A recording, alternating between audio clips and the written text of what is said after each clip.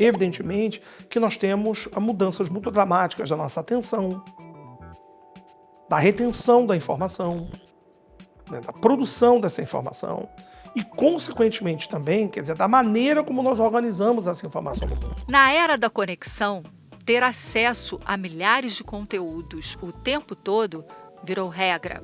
Rolamos o feed, passamos horas no streaming, respondemos mensagens. Em meio a tantas plataformas, quanto mais informação, menos atenção. Será que todo esse excesso está desgastando o nosso cérebro? Neste Entre Mídias, conversamos com um especialista que revela a importância de redesenhar a nossa experiência de usuário na vida real, trocando cliques vazios por escolhas conscientes. Eu sou José Mauro Nunes, eu sou psicólogo de formação, sou formado em psicologia pela Universidade Federal do Rio de Janeiro. Fiz meu mestrado e doutorado na Pontifícia Universidade Católica do Rio de Janeiro. Atualmente eu sou professor da Universidade do Estado do Rio de Janeiro, sou vice-diretor do Instituto Multidisciplinar de Formação Humana com Tecnologias e também sou professor convidado da EBAP na FGV, onde eu sou professor do mestrado e da graduação em administração.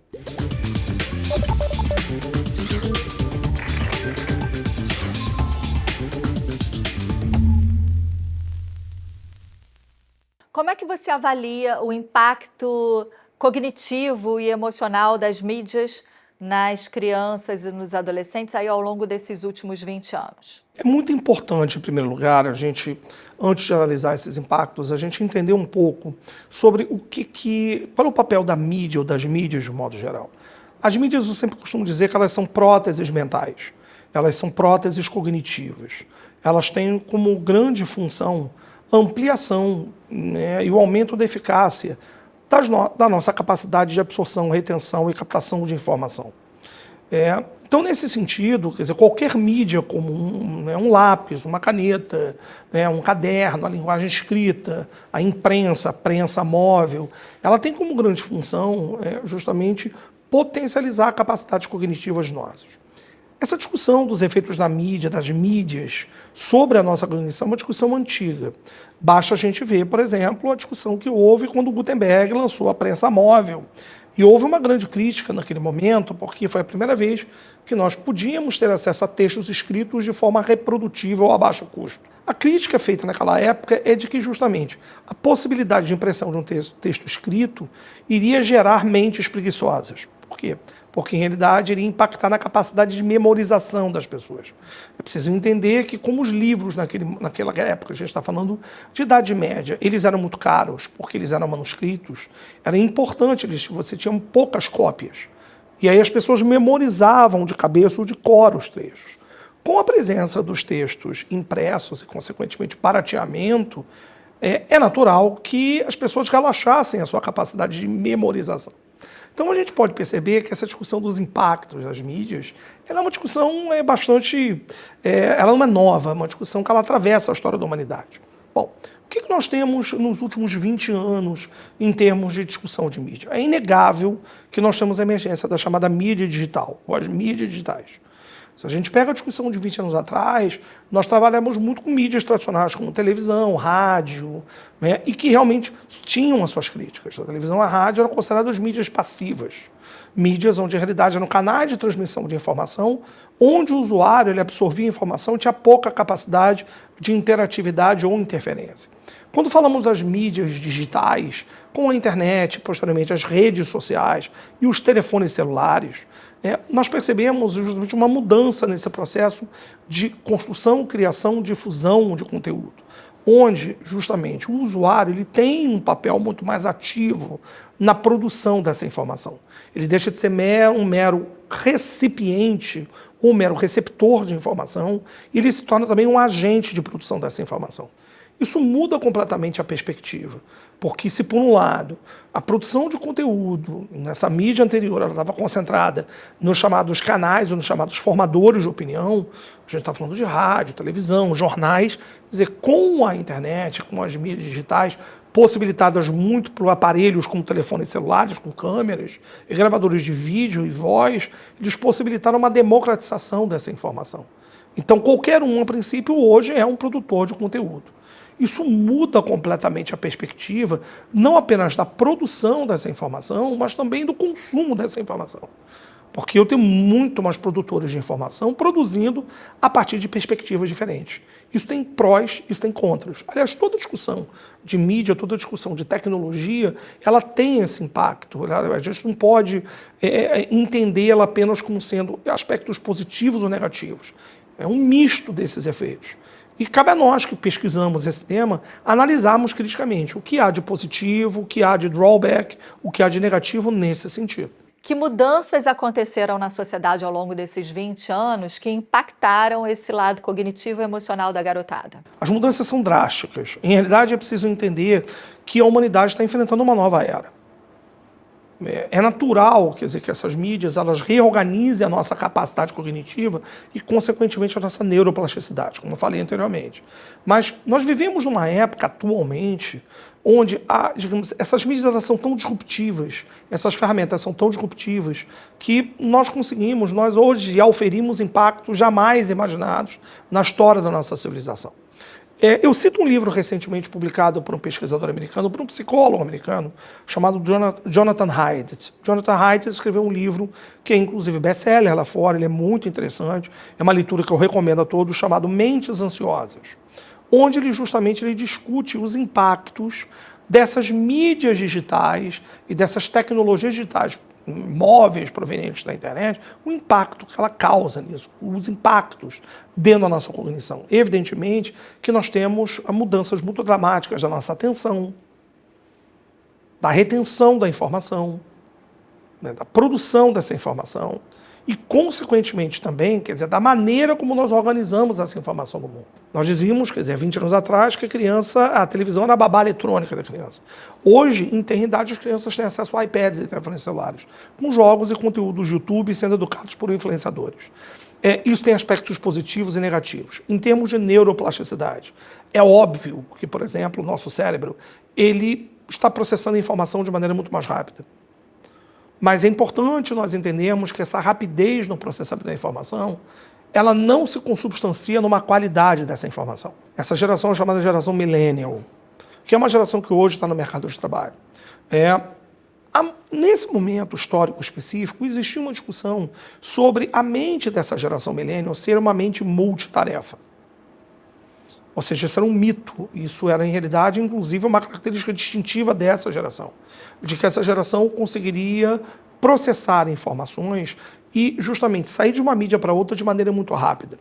Era muito comum nós escutarmos, inclusive, a partir de entrevistas e observações em profundidade de pessoas que eram multitarefas. Elas escreviam, estudavam, ouviam música, ou elas conseguiam, por exemplo, navegar na internet e, ao mesmo tempo, resolver problemas matemáticos. Com hoje a melhoria que nós temos de diagnósticos e ferramentas de entendimento e de estudo experimental sobre o funcionamento do cérebro, nós desconstruímos essa tese. Nós entendemos que hoje a mente humana ela não é preparada para lidar, o cérebro humano não é preparado para lidar com a quantidade avassaladora de informação disponibilizada por essas mídias. O que acontece? O que essas mídias proporcionam no nosso cérebro é uma agilidade mental maior. Então a gente consegue saltar de um canal para outro. Então eu estou ouvindo uma música, eu consigo saltar mais rapidamente para a feitura de uma tarefa. Mas é muito importante entender que a nossa atenção não mudou.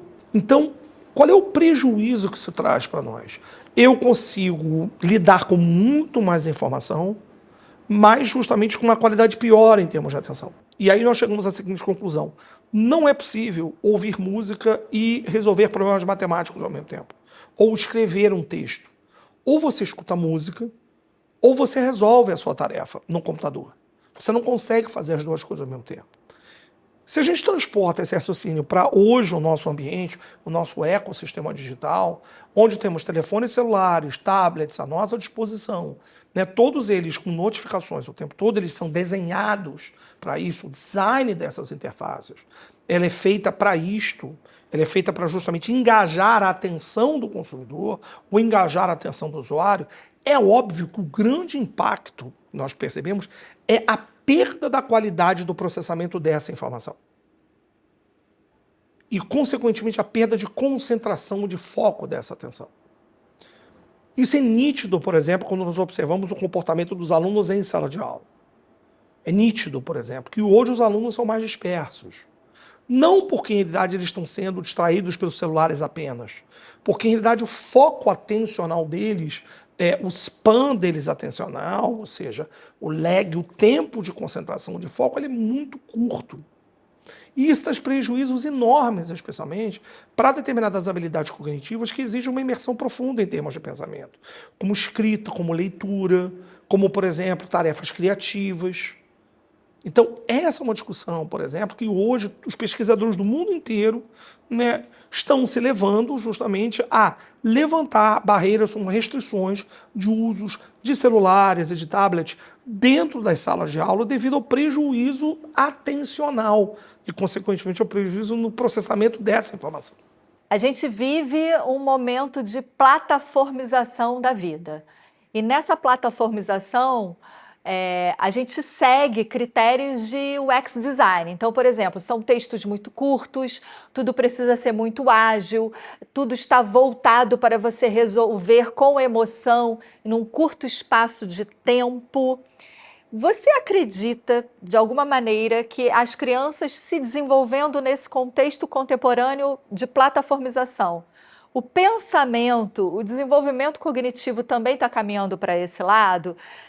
De pensamentos rápidos, porém curtos, visando ações muito imediatas. O que você acha disso? A gente pode entender isso da seguinte maneira. Em primeiro lugar, é importante entender que na área do design hoje, o design de interfaces digitais hoje é uma disciplina que ganhou uma enorme difusão nas escolas de design. Para você ter uma ideia, é hoje uma das disciplinas mais populares na graduação de design da Universidade de Stanford, na D-School de Stanford, é uma disciplina chamada design persuasivo, que inclusive é explorado no documentário do Netflix chamado O Dilema das Redes, que hoje produz muitos designers contratados por empresas como o Google, a Meta, etc. Tal, que é como desenhar interfaces digitais que gerem engajamento. E é importante entender que o engajamento significa foco naquela atenção que vai representar monetização para essas plataformas. Porque o grande debate, quer dizer, o que a gente vive atualmente é uma economia da atenção. Bom, dito isto, qual é a grande questão? Qual é o impacto, por exemplo, isso inclusive pesquisadores como Pierre Levy discutem isso, por exemplo, na década de 90, nos anos 2000, quando eles vão falar do impacto da linguagem hipertextual. A linguagem hipertextual, por um lado, ela provê uma riqueza muito grande de informações. Então, de novo, a gente está diante do dilema da quantidade versus a qualidade. Então, nós temos uma massa enorme de informações dispostas por uma linguagem hipertextual, ou seja, você clica e você leva para outro texto. Mas o grande problema é como o indivíduo vai processar essa massa toda de informação. A mesma coisa acontece quando nós falamos dessas interfaces digitais. Então, nós cada vez mais estamos no dilema que eu discuti anteriormente, que é o dilema que cada vez mais o nosso cérebro, ele é instado a lidar com um número muito grande de informações, mas sem o devido tempo e a devida, a devida paciência para o processamento dessas informações. Então, a gente tem um dilema de quantidade versus qualidade.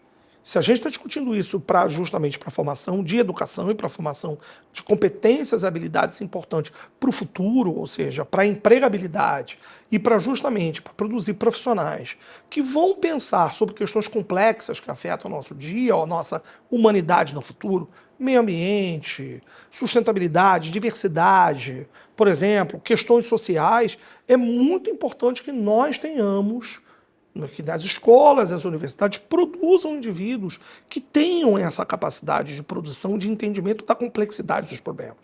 Agora, como você vai entender a complexidade dessas soluções se você é avassalado pelo número muito grande de informações?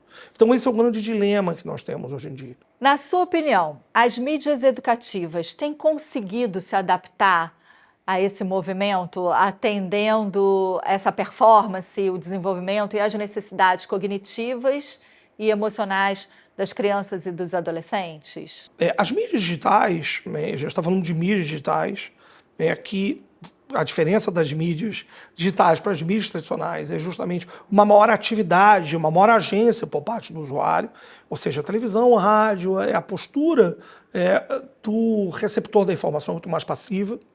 E a mídia digital você tem justamente o maior poder de agência do produtor, né? Então o produtor não apenas ele produz, ele pode produzir sua informação, como também ele pode criticar a informação que é disponibilizada para ele. Então esse é um primeiro aspecto importante. O primeiro aspecto importante, o primeiro aspecto positivo, é proporcionar a diversidade de opiniões. Se nós vivemos uma sociedade democrática, onde, de fato, né, nós temos diferentes visões de mundo, isso é muito importante. A possibilidade da expressão e a produção de pontos de vista, inclusive de grupos minorizados, de grupos até então subrepresentados, por exemplo, dentro da dieta da mídia de massa tradicional. Isso é muito importante, vocalizar esses grupos. A segunda coisa também importante, essas mídias produzem um trabalho colaborativo muito importante. Então, elas desenvolvem uma habilidade de colaboração e competição. Terceira coisa importante, ajudam o desenvolvimento da criatividade. Especialmente quando nós pensamos mídias mais sofisticadas, que vão utilizar poderosas ferramentas, como uma realidade aumentada, como, por exemplo, a inteligência artificial generativa, que vão produzir uma sensação cada vez maior de imersão. Você imagine, por exemplo, você tomar aula de história antiga, ou você tomar aula de história da religião, e você poder transportar os seus alunos dentro de uma realidade aumentada, ou para Constantinopla, ou para, por exemplo, a época das navegações. Então, o impacto dessa imersão ela é muito importante. Ela produz, digamos, uma maior qualidade em termos de informação e, consequentemente, engajamento. Isso ajuda o aluno a ilustrar muito mais do que meramente um texto escrito. O texto escrito exige justamente uma atenção mais profunda, uma imersão, um isolamento do mundo, né? Isso, inclusive, tem impactos negativos para a absorção do texto escrito. Também um outro elemento que também é muito importante é a produção do lúdico. Justamente a produção dessa informação, dessa mídia digital, ela produz o lúdico. Todos os estudos de psicanálise e de psicologia, a gente fala desde estudos de psicologia do desenvolvimento com John Bowlby, até estudos como um dos maiores psicanalistas que estudou o papel do lúdico na educação, que é o Donald Winnicott, eles falam que é extremamente importante, né, para o desenvolvimento da imaginação de crianças, o lúdico, a brincadeira. Eu sempre costumo dizer nas minhas aulas que brincar é muito sério. Brincar é coisa muito séria. Criança que não brinca, criança que não tem uma atividade lúdica, ela vai ter enormes dificuldades posteriores, por exemplo, de imaginação, que são habilidades e competências também depois muito importantes para a produção de textos, prospecção de cenários, né, desenvolvimento de pensamentos de longo prazo, né? Então são competências, ou seja, sempre costumo dizer nas minhas aulas que o seu filho que brinca, ele em realidade está exercitando o cérebro dele, ele está malhando o cérebro dele, porque em realidade isso vai produzir posteriormente uma série de circuitos neurais que vão ser utilizados posteriormente para a realização dessas atividades. Então existem esses aspectos, o lúdico. Agora, por outro lado também, as mídias digitais também produzem emoções negativas. Né? Isso é muito importante, entender?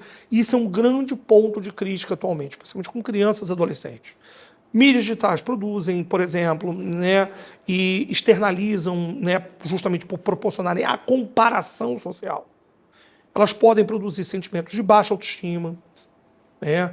A coisa de uns 4 anos atrás, houve um vazamento de dados pelo Washington Post sobre pesquisas feitas, por exemplo, feitas pelo próprio Facebook, pela própria Meta, a partir da análise de dados de usuárias adolescentes, mulheres, e discutindo que o Instagram, por exemplo, ele potencializa transtornos alimentares. Bulimia, anorexia, devido à comparação social, porque a menina, porventura, ela quer ter um corpo da Kim Kardashian, ou ela quer ter o corpo de uma modelo muito magra, ela não consegue, então isso potencializa desordens alimentares, transtornos de imagem corporal, fora questões referentes à autoestima e depressão, devido justamente ao comportamento tóxico na internet. A trollagem, os haters, os trolls. Então, olha como é que é interessante a gente discutir, e essa é uma característica da minha visão de pesquisa ao longo desses últimos 30 anos. A gente nunca pode olhar a tecnologia ingenuamente. A tecnologia é feita por seres humanos e para seres humanos. E elas têm aspectos positivos e negativos, como ghosting, como, por exemplo, né, os assédios de um modo geral, né, o que nós chamamos de stalkers, né, que são comportamentos que são, digamos assim, aspectos muito tóxicos do comportamento das pessoas nessas redes sociais. Então nós devemos, justamente, a nossa função, não apenas comunicar à sociedade, mas também comunicar esses prós e contras para públicos mais vulneráveis, leia-se crianças e adolescentes. Na sua opinião, as mídias educativas têm conseguido se adaptar para atender às novas necessidades psicológicas e emocionais das crianças e dos adolescentes de hoje? As mídias educativas, elas têm melhorado muito nos últimos anos. Em primeiro lugar, devido ao investimento cada vez maior em empresas que justamente lidam de maneira séria com a produção de conteúdo educacional. Então isso é muito importante, não apenas mídias ou empresas públicas, como também empresas privadas. E a pandemia possibilitou justamente um investimento muito grande nesse tipo de produção de conteúdo. É muito importante entender também que existe um campo de investimento privado, de empresas privadas também que produzem conteúdo de mídia. E o que eu acho mais interessante em termos dessa mudança nos últimos anos da produção de conteúdo de mídia por parte das empresas públicas é justamente um conhecimento maior de pesquisas feitas por intermédio do que engaja mais esses alunos, o que engaja mais esses usuários. Então eu sempre costumava dizer que quando nós olhávamos as mídias educacionais tradicionais, elas eram muito sérias. Elas eram TVs educativas mesmo, que produziam um conhecimento muito vernacular, um conhecimento muito de livro didático, mas que, por exemplo, exploravam um pouco a questão do aspecto lúdico, do aspecto mais espontâneo da comunicação. Nós temos percebido nos últimos anos que, com a contratação e com o investimento na capacitação de profissionais que trabalham nessas empresas, uma mudança em termos do perfil e também da chegada dessa geração millennial, dessa nova geração, que foi a primeira geração, de fato, educada nessa dieta de mídias digitais. Então nós percebemos uma mudança e justamente uma produção cada vez maior de conteúdos com mais qualidade, mais engajamento, conteúdos mais leves, conteúdos... Então não apenas a produção do conteúdo em si, mas a criação de storytelling, a divisão desse conteúdo em pequenas pílulas, o uso também importante de multiplataformas, porque uma das maneiras que nós temos de engajar essa nova geração é justamente oferecer a disponibilidade desse conteúdo em diferentes plataformas. Eu, por exemplo, sou um usuário, eu sou velho, eu tenho 54 anos, né? Eu já não sou mais um garoto, mas, por exemplo, eu sou um usuário quanto mais de podcasts. Já a geração mais jovem prefere vídeos ilustrativos, infográficos, prefere uma construção de um storytelling. Então, é muito importante, eu acho que tem sido feito um investimento muito grande nos últimos anos, especialmente dentro da pandemia, que despertou a sensibilidade, de se produzir conteúdo de qualidade e também a diminuição do preconceito, porque também é muito importante dizer que durante muitas décadas, educadores mais tradicionalistas eram grandes críticos do uso da mídia digital na educação. Sempre foi considerada uma educação menor, uma educação, digamos, mais reprodutiva, e a gente sabe que, em realidade, é uma tremenda ferramenta para isso. Há 20 anos atrás, a gente falava um pouco sobre isso em relação à televisão, é uma gratificação e uma recepção talvez mais passiva. Hoje, com as mídias digitais, essa gratificação está muito maior. O que acontece dentro do cérebro da criança e do adolescente em relação a essa gratificação? A gente, nesse mecanismo, talvez esteja mais exposto ao vício, à dependência, por conta dessa gratificação? Esse tema é um tema muito interessante, porque ele tem relação direta com o que foi discutido acerca do design persuasivo. O design persuasivo, uma das áreas do design persuasivo é justamente entender como nós utilizamos os circuitos de prazer e dor em termos da criação justamente de loops neurais que vão produzir esse engajamento. E é importante dizer que o cérebro das crianças e adolescentes está em formação. É importante dizer que cérebros, por exemplo, de crianças, eles estão em puro processo de poda neural, de crescimento e poda neural e de constituição de redes neurais. O que significa isso? Significa que crianças são muito atraídas, e nós, de um modo geral, somos muito atraídos por circuitos de gratificação, circuitos dopaminérgicos e serotoninérgicos, por exemplo, de gratificação. Nós temos vários circuitos cerebrais, um deles, o mais importante, é a dopamina. Quando nós utilizamos personagens animados, avatares, uma modulação de voz muito grande e a criação de personagens, por exemplo, avatares de jogos que mudam, né, com frequência, quer dizer, suas vestimentas, equipamentos, isso gera o que os americanos chamam de get a grip, isso gera um engajamento muito forte. Também é muito importante entender, nos últimos anos, o estudo da chamada gamificação, né? Eu costumo sempre dizer que a gamificação ela é uma porta que se abre para justamente o entendimento do circuito neurológico, de neurotransmissão do prazer. Por quê? Porque a gamificação, um dos grandes impactos da gamificação, e por isso que se fala que quando um professor desenha uma aula, ele tem que desenhar uma aula gamificada, não é você transformar a sua aula num game, mas é você utilizar, digamos, ferramentas e estrutura de um game para isso. A gente tem um psicólogo de nome muito complexo, né, que eu sempre, de tanto falar ele, eu acabo citando nas minhas aulas, que é um psicólogo húngaro radicado nos Estados Unidos, que é o Mihaly Csikszentmihalyi. O Mihaly Csikszentmihalyi, ele é produtor, talvez, de uma das teorias mais importantes a respeito do circuito de prazer e recompensa, que é a teoria do flow, a teoria do fluxo de consciência. Essa teoria do flow e do fluxo de consciência, ela é muito utilizada por desenvolvedores de games, por exemplo, quando eles vão construir o enredo, os níveis do seu game. E é importante entender que, de uma certa forma, essa teoria do flow ela não é aplicada apenas para atividades de jogos, mas é aplicada, de um modo geral, para a nossa vida.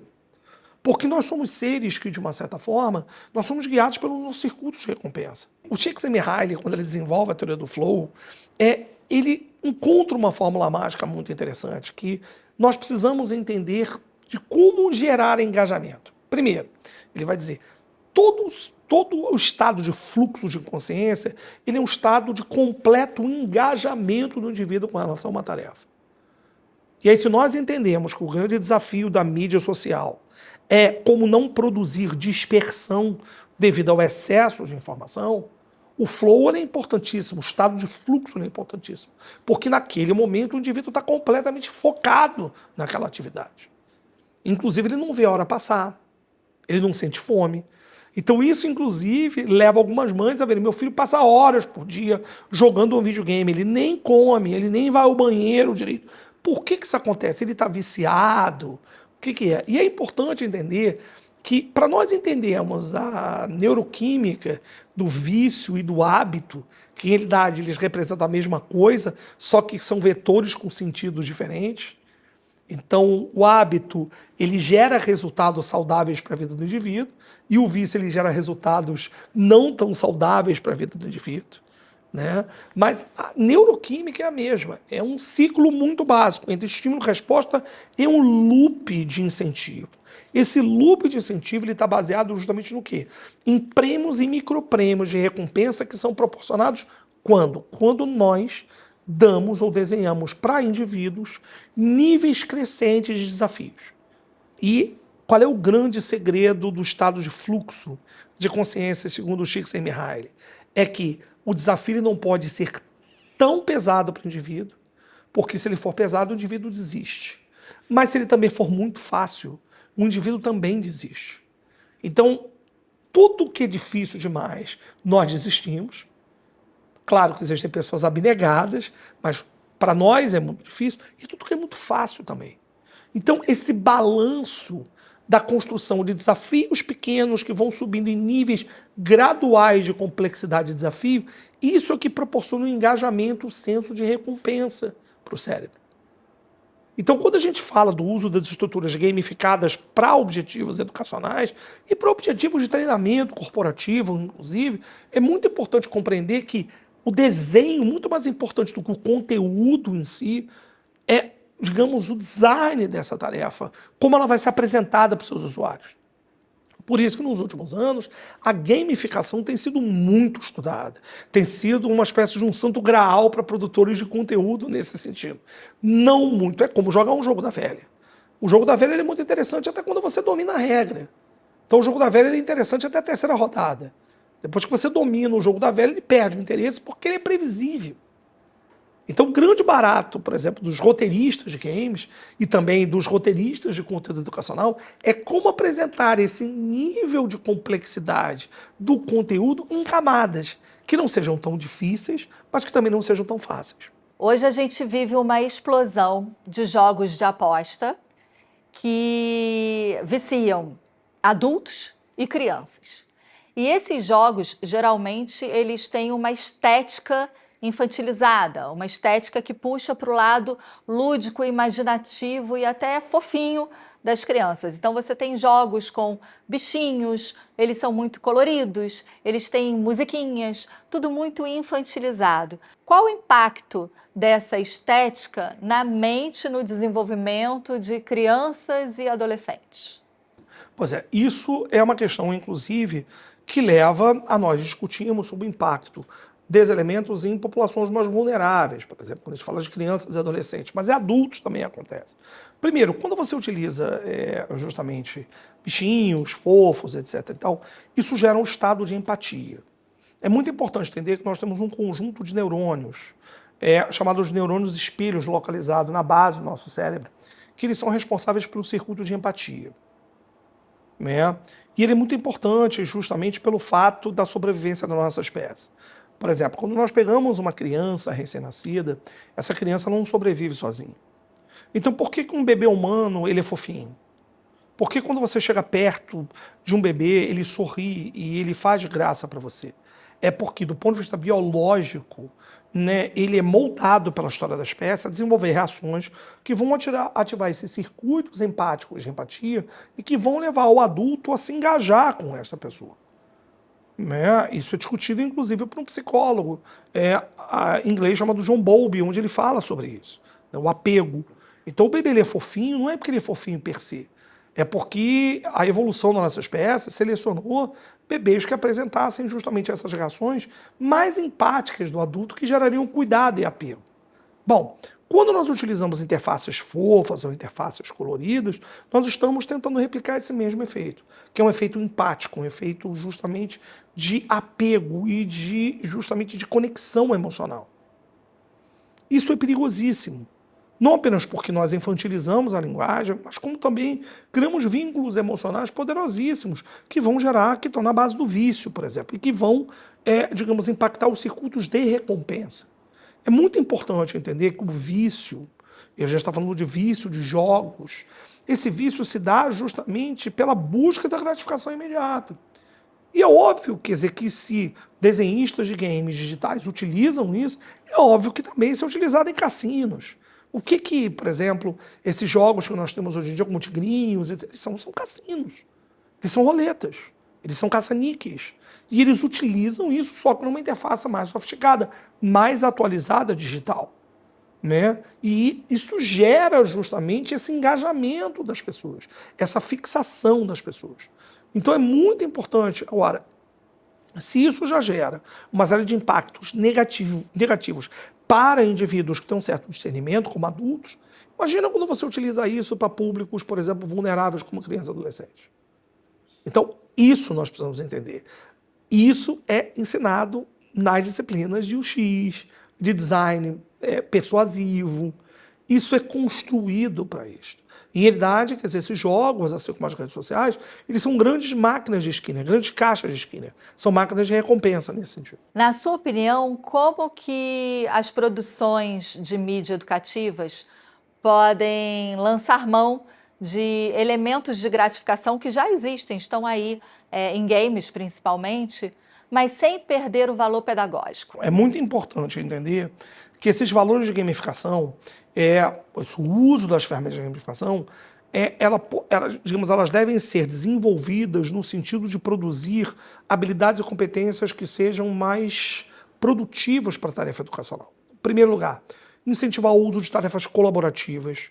Então, eu vejo muito, por exemplo, né, a utilização dessas interfaces para hackathons, para atividades em grupo, para desafios, design thinking, né, atividades que engajem ludicamente os estudantes nessas atividades. É muito importante entender que os jogos, normalmente, eles podem ser jogados coletivamente ou eles são jogados individualmente. né? E esses jogos, principalmente esses jogos de celulares, são jogados individualmente. Então, primeira coisa, precisamos gerar atividades que engajem e produzam colaboração cada vez maior. Segundo, é importante que nós utilizemos gratificações que sejam gratificações não apenas pecuniárias ou ligadas diretamente à performance ou desempenho do aluno como notas. Eu vou dar um exemplo assim, muito típico. A minha filha, por exemplo, quando ela era menor, ela estuda numa escola do SESI. E ela tinha um desafio, por exemplo, ela tinha uma disciplina de robótica.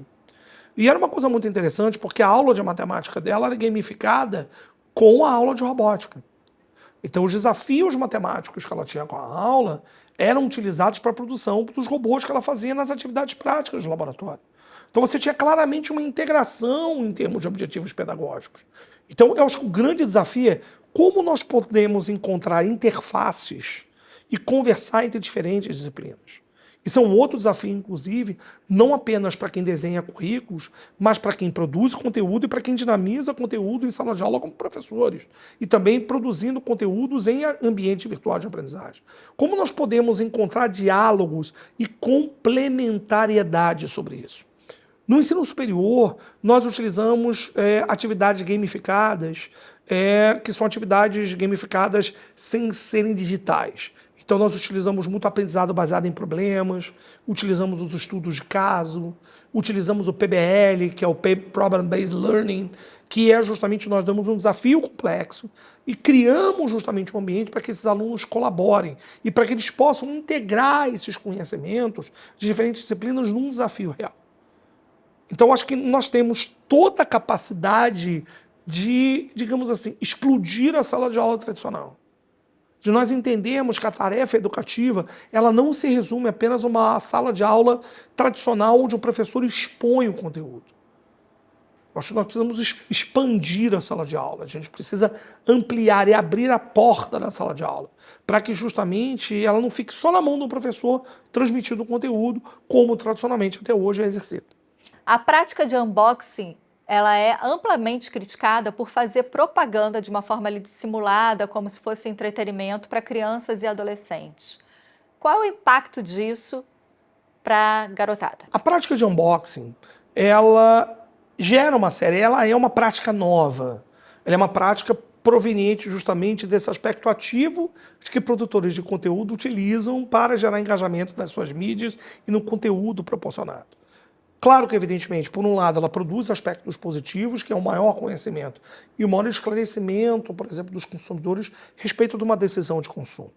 Por outro lado, de novo, quando ela é mostrada para crianças ou adolescentes que são mais vulneráveis em termos do seu circuito de gratificação e recompensa devido a estarem num processo de amadurecimento neural, isso pode gerar comportamentos de consumo compulsivo e adicção. E isso é uma coisa que precisa ser discutida muito seriamente, por quê? Porque nós temos hoje regulação de publicidade em mídias tradicionais. Nós temos uma série de regulamentações que fazem isso, conteúdo, por exemplo, educacional e propaganda infantil nas televisões. Mas dentro das mídias digitais, como o TikTok, como o YouTube, essa é uma grande terra de ninguém. Precisamos seriamente discutir isso. Por quê? De novo, a prática do unboxing para crianças e adolescentes estimula justamente os circuitos de recompensa, gerando inclusive crianças com crises de ansiedade, querendo as novas versões de produtos, ou de bonecas, ou de celulares, ou de relógios, ou de bichinhos, tamagotchis, ou até mesmo, por exemplo, de outros artefatos tecnológicos. Isso é um problema que precisa ser visto.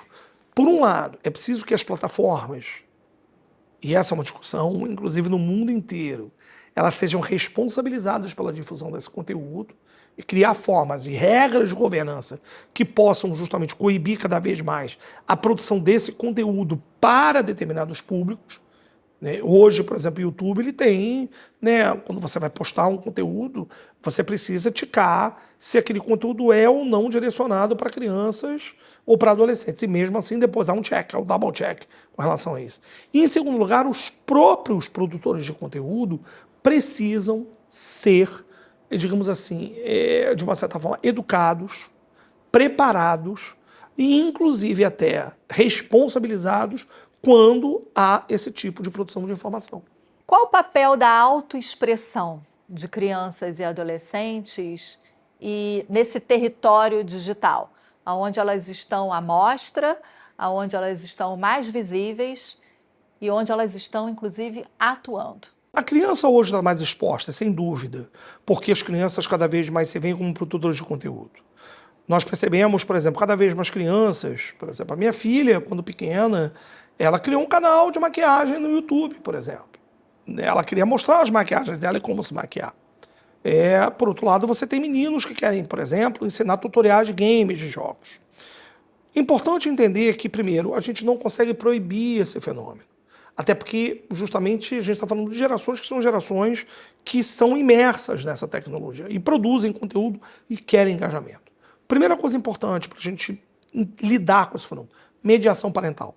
É muito importante que os pais estejam presentes na mediação desse conteúdo. Em que sentido? Não apenas na observância do conteúdo que é produzido, mas também no acompanhamento desse conteúdo e dos dilemas que, porventura, possam aparecer daí. Eu sempre costumo dizer que produzir conteúdo em mídia digital, a princípio, é uma tarefa fácil, porque nós temos várias ferramentas à nossa disposição, mas, por outro lado, a gente tem uma carga de tonelada tóxica de interação devido à presença de pessoas. Pessoas postam conteúdos, pessoas fazem comentários. E a internet e as mídias sociais, elas são espaços onde nós temos a presença de determinados tipos de interações comunicacionais, que são interações comunicacionais que não são muito frequentes no mundo real. Eu sempre costumo dizer nas minhas aulas que essa ausência de comunicação face a face, presente em mídias sociais, produz o que nós chamamos de interações paroxísticas ou comunicações paroxísticas. O que são comunicações paroxísticas? São comunicações de reações emocionais exageradas. Então as pessoas tendem a exagerar na dose quando elas estão interagindo em mídias sociais. E a gente sabe também que, de uma certa forma, esse exagero, né, ele é recompensado pelas mídias sociais porque ele gera engajamento. Então, se você produz uma reação emocional mais exacerbada, utilizando inclusive uma expressão verbal mais acalorada, isso vai produzir engajamento. O problema é que isso gera um impacto gigantesco na pessoa que está produzindo aquele conteúdo. Tá claro? E a discussão é como é que essa criança vai lidar com esse conteúdo, por exemplo. Como é que ela vai lidar com essa crítica? Como é que ela vai lidar, por exemplo, com essa, digamos, com essa observação, com esse comentário? Porque é preciso entender que crianças estão em fase de formação e consolidação, não apenas das suas funções cognitivas, mas das suas também funções emocionais. É importante entender isso. A moralidade, por exemplo, o senso de moralidade, do que é certo, do que é errado, ele só vai realmente se consolidar na nossa vida a partir dos 15 anos. Então, a mediação parental ela é muito importante. Segundo lugar, me parece que as escolas também têm um papel muito importante. As escolas precisam ensinar para as crianças letramento digital. Digital literacy. É preciso que professores expliquem para essas crianças os prós e os contras de cada plataforma. É preciso que nós tenhamos professores especialistas em tecnologia. Professores que entendam, por exemplo, né, quais as características de uma mídia como o TikTok, muito utilizada por essa geração Z, por exemplo, quais são os impactos de correlações de mídias como o Instagram, como o Facebook, como o X, que apesar do X ser uma mídia profissional muito mais voltada para formadores de opinião, é um ambiente muito tóxico de comunicação. E o grande problema é como lidar com a crítica, como lidar com o assédio, como lidar, por exemplo, com a crítica desmesurada, com essa comunicação paroxística que gera engajamento. Não apenas para a plataforma em si, mas para os seus amigos. Quando você trola alguém, né? A gente percebe muito hoje, inclusive isso, pessoas gravando e fazendo cortes de vídeos para colocarem nos seus próprios WhatsApp para ganharem, por exemplo, notoriedade. Como a gente lida com isso hoje em dia?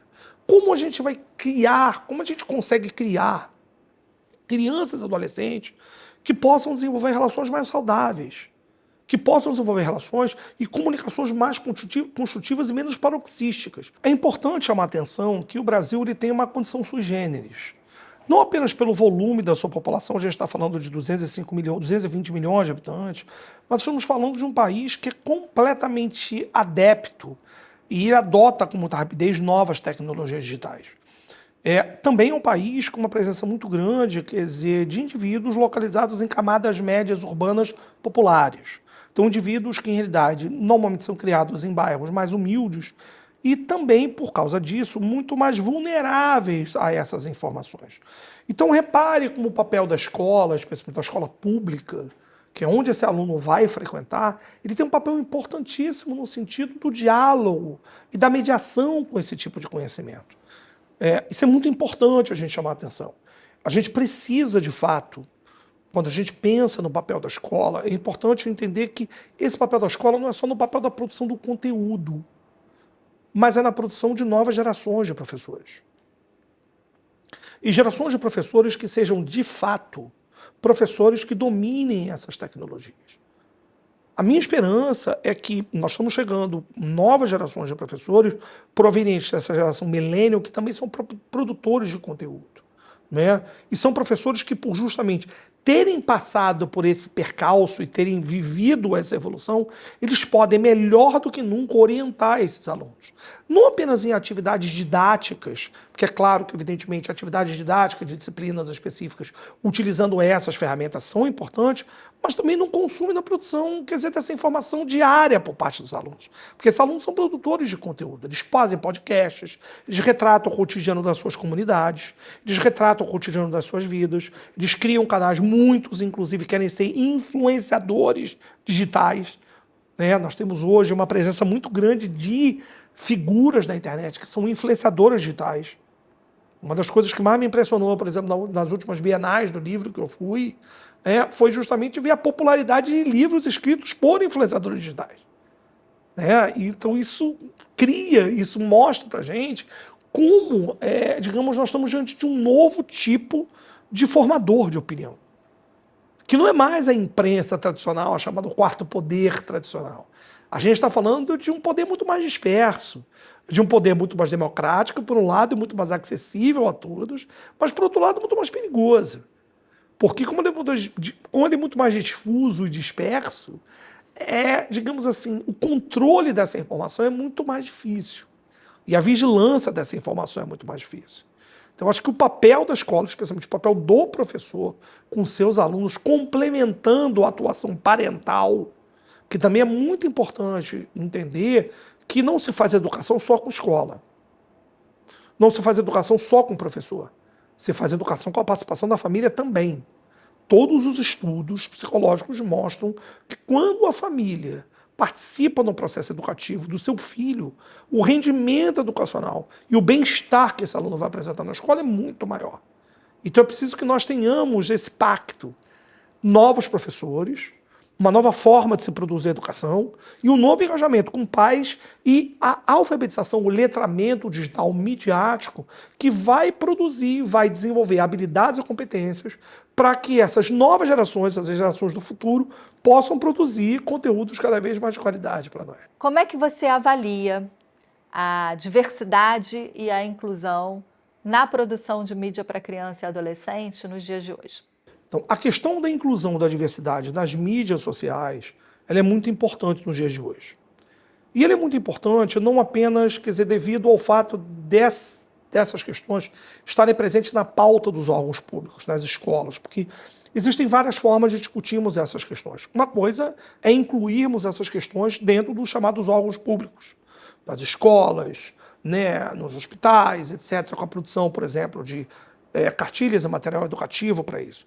Mas o que eu acho mais interessante, o que dá mais esperança com relação a isso, é a produção e a chegada desses micro-influenciadores. E eu tenho visto nos últimos anos cada vez mais micro-influenciadores que produzem conteúdo ligados à sua realidade própria. Eu vejo muitos micro-influenciadores indígenas, eu vejo muito micro-influenciadores negros, vejo muito micro-influenciadores LGBTs. Então eu vejo uma presença muito maior da produção desse tipo de conteúdo. Eu acho que o grande barato, a grande novidade das mídias sociais é a democratização de produção dessa informação. Ou seja, é a possibilidade de qualquer indivíduo, a princípio, produzir a sua informação, disponibilizar a sua informação a um custo muito baixo. gerando esse mercado de atenção, que durante décadas e décadas e décadas não era possível nós acessar pelos filtros da chamada mídia tradicional. Quando nós temos, por exemplo, microinfluenciadores de comunidades retratando o seu cotidiano no dia a dia das comunidades, contrastando com o entendimento chamado dito presente nas mídias tradicionais, isso é de uma valia enorme. Isso é de uma valia enorme. Nós temos vários coletivos hoje em dia, aqui quando a gente fala do Rio de Janeiro, nas comunidades cariocas, produzindo essa informação. Então isso tem um papel muito importante, isso dá representatividade, isso dá expressão, isso dá voz. E essas vozes precisam ser ouvidas. Nós vivemos um país democrático. E uma sociedade democrática é construída pela sua pluralidade de vozes. Microinfluenciadores católicos, microinfluenciadores evangélicos, microinfluenciadores negros, microinfluenciadores de comunidades carentes, microinfluenciadores indígenas, microinfluenciadores LGBTs. Isso é muito importante, nós temos essa diversidade. É muito importante. Isso ajuda que as pessoas dê visibilidade para essas pessoas, que até então, para esses grupos, que até então eram grupos que não eram muito presentes na nossa mídia tradicional. Como você acha que deve ser a produção de mídia para criança e adolescente nos próximos 20 anos? E qual o impacto do que vem por aí no desenvolvimento das próximas gerações? Um exercício de futurologia é sempre um pouco arriscado de nós fazermos, porque, de uma certa forma, a gente sempre pensa a partir do que nós vemos atualmente. Bom, mas eu não vou me furtar a responder essa sua pergunta, que eu acho uma pergunta interessante. Primeiro, eu acho inegável, e eu acho que uma das coisas mais interessantes é o desenvolvimento da inteligência artificial imersiva. Isso é um elemento assim, muito importante para os próximos anos. Nós estamos vendo, por exemplo, hoje, empresas como a Apple, empresas como a Meta, desenvolvendo óculos de imersão. E aí, justamente, óculos que produzem esse grau de imersão e de inserção dentro de camadas diferentes da realidade. Muita gente chama isso de metaverso. Então, eu acho que um dos primeiros impactos importantes para a educação e formação desses jovens é como nós vamos lidar com universos cada vez mais diferentes. E universos que, inclusive, podem ser projetados e desenhados dentro de camadas alternativas a essa realidade. Isso é muito importante. Então, uma coisa é você ter uma aula de história, por exemplo, onde você ensina história num quadro de uma sala de aula. Outra coisa é você poder entrar numa caravela, por exemplo, entender como é que era o cotidiano, por exemplo, dos navegadores ou, por exemplo, dos escravos que estavam dentro dos navios negreiros. E a gente está falando de sensação, né? Sensação. A gente está falando de emoção e de imersão. A grande característica da inteligência artificial imersiva é justamente, quer dizer, produzir o que nós chamamos de sinestesia. A sinestesia é justamente uma mistura de sensações. Então a gente não fala só de uma questão visual. A gente fala do visual, a gente fala do emocional, a gente fala do auditivo, a gente fala inclusive do olfativo, a gente fala do tátil. Então, eu acho que a grande fronteira, o grande desdobramento que a gente vai ter no futuro próximo, uma das características é essa, é o uso de inteligência artificial imersiva. Esse é um primeiro aspecto importante. Qual é o segundo aspecto importante? Que também eu vejo como sendo uma avenida a ser desenvolvida nos próximos anos, e eu digo nos próximos anos, no futuro bem próximo. É justamente a produção de assistentes educacionais inteligentes. E o que seriam esses assistentes educacionais inteligentes? Assistentes educacionais que seriam desenvolvidos para justamente aprenderem com seus usuários, gerando, inclusive, questões e gerando tarefas que fossem direcionadas para as características individualizadas do aprendizado. Me dá um exemplo. Vou dar um exemplo. Chatbots customizados para dar conta de gaps de conhecimento dos alunos. Então, se você tem um aluno, por exemplo, que ele apresenta um bom desempenho em matemática e um desempenho não tão bom, por exemplo, em português, você pode ter um chatbot atrelado a uma inteligência artificial, um robô de inteligência artificial, que proporia no ambiente virtual customizado e personalizado para o aluno tarefas de reforço. Essa é uma outra questão também muito importante. Então, ao invés de você ter um professor produzir listas de exercício para a turma, você teria listas de exercícios individualizadas, direcionadas para gaps de competência e de conhecimento para cada aluno.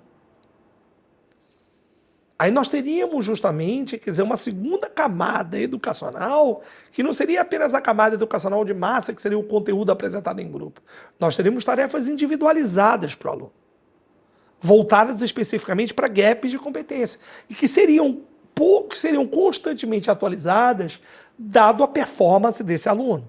Terceira coisa, que também vejo como sendo também um outro caminho também muito interessante. Chatbots de inteligência artificial que detectariam o engajamento emocional do aluno. Então entenderiam, por exemplo, a partir das reações emocionais do aluno, a partir dessas ferramentas imersivas. Então, por exemplo, como está o engajamento do aluno? Por exemplo, esse conteúdo agrada mais ele, esse conteúdo não agrada tanto ele. Será que esse aluno, por exemplo, ele gosta mais de informação visual do que uma informação textual? Será que esse aluno gosta de tarefas mais práticas do que propriamente, quer dizer, sentar e assistir uma aula expositiva? Então, também o uso da inteligência artificial para detecção de reações emocionais e, consequentemente, diagrama de performance dos alunos, também é um outro elemento muito importante para isso. Muito importante. E mais do que isso, eu acho que, finalizando a nossa conversa, eu diria que tudo isso é muito bacana, tudo isso é muito interessante, tudo isso é muito legal, mas é muito importante entender que tudo isso deve ser sempre feito, tendo como ponto de vista justamente o quê? Tendo como premissa básica, né, a experiência humana concreta. A gente não pode achar que a tecnologia vai resolver todos os nossos problemas. Pelo contrário, ela resolve muitos problemas, mas ela cria tantos outros. E o que nós percebemos nos últimos anos, nas últimas décadas, é isolamento social cada vez maior. Percebemos um senso de encapsulamento do aluno. Muitas crianças e adolescentes desenvolvendo ansiedade com relação ao mundo atual, com medo, em função de comparações sociais, em função de medo de crítica, né, desenvolvendo síndromes depressivas, como a gente conversou aqui sobre transtornos, inclusive alimentares, podendo inclusive levar até quadros mais graves como o suicídio.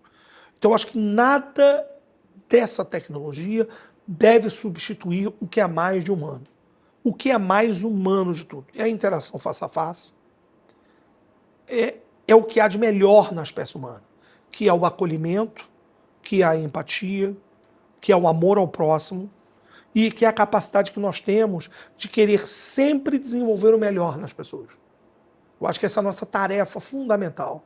Quando eu falo de educação para o futuro, educação ética, não é só para os alunos, mas educação para os professores e para todos os profissionais envolvidos nesse tipo de tarefa, que é uma tarefa importantíssima. Nós temos um país com uma enorme herança, desigualdade social gigantesca, um país que precisa investir fortemente na educação para a reconfiguração do seu estoque de conhecimentos, para que essas pessoas possam prosperar, terem vidas mais felizes, terem perspectivas de futuro e, consequentemente, criarem suas famílias e prosperarem com muito mais felicidade. Eu acho que essa é a grande tarefa que nós, como profissionais de educação e como profissionais que estudamos mídia e tecnologia, temos para as futuras gerações.